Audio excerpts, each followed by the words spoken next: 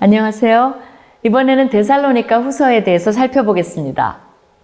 사도 바울이 보냈던 데살로니가 전서가 그들의 문제를 해결하지 못했다는 것을 데살로니가 후서가 보여줍니다.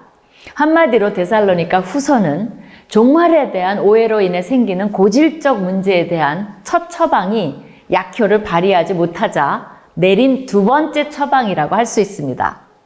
데살로니가 후서는 전서를 쓴 후 적어도 1년 안에 답을 한 것으로 주 50년경에 쓰여진 것으로 보이며 사도 바울의 초기 서신에 속합니다. 갈라디아서, 데살로니가 전서 다음 후소의 순으로 쓰여진 것으로 보입니다. 편지를 통해 외적으로 그리스도인들에 대한 핍박이 갈수록 심해져 희생자들이 절망에 빠지고 있다는 상황을 알 수 있습니다. 그런 상황에서 바울의 서신을 빙자한 거짓 서신들과 잘못된 사상을 가진 사람들이 그리스도인이 당하는 고난이 점차 증가하는 것으로 보아 종말의 시기가 이르렀다고 믿게 하고 있었습니다.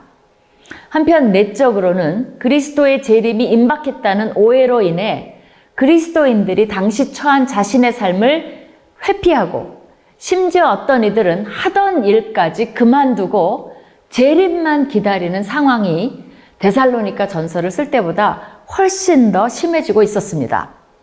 전서와 비교해 보면 그들을 향한 격려와 칭찬은 매우 짧습니다.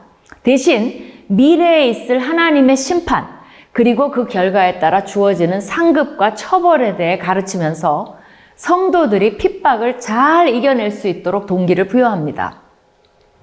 그리고는 종말에 대한 주제로 급하게 넘어가는데 그 이유는 도가 지나친 수준의 때이른 종말론적 기대와 흥분을 가라앉히기 위해서였습니다. 먼저 보낸 데살로니가 전서에서 가르친 말씀 때문에 지나친 종말적 기대로 가득했던 것 같습니다. 이러한 분위기에 취한 그들을 향해 사도 바울은 종말, 즉 주의 날이 도래하기 전에 나타나야 하는 증거가 있다는 것을 가르침으로 문제에 접근합니다. 전서에서의 말이 오해를 낳을 수 있었기에 균형을 잡아주기 위한 가르침이 더해진 것으로 볼 수 있습니다. 그는 주님의 재림이 그들이 생각하는 것처럼 임박하지 않았음을 강조하면서 그들이 일상과 생업으로 돌아갈 것을 강조합니다. 사도 바울은 그리스도의 재림을 기대하며 산다는 것이 일상적 삶을 포기하는 것이 아님을 말함으로써 교회 안에서 질서와 균형을 다시 잡고자 합니다.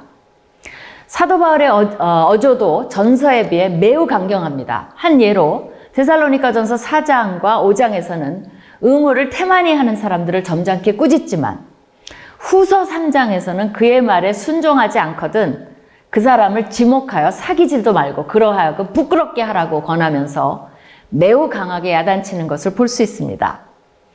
또한 끝부분에 서실의 진실성을 강조하고자 나 바울은 친필로 문안하노니 이는 편지마다 표시로서 이렇게 쓰노라 라고 말하는데 이것을 통해 당시에 이들을 혼돈케 하는 거짓 편지도 나돌았음을 알 수 있습니다. 초기 사도 바울의 개척교회 교인들도 종말론 때문에 많은 혼돈을 겪고 우왕좌왕했음을 볼 수 있습니다. 현대에도 종말론으로 교회들이 시끄러웠던 역사가 많습니다. 데살로니가 후서에는 그에 대한 오해들을 풀어줄 사도 바울의 정통적인 가르침과 지혜가 들어 있습니다.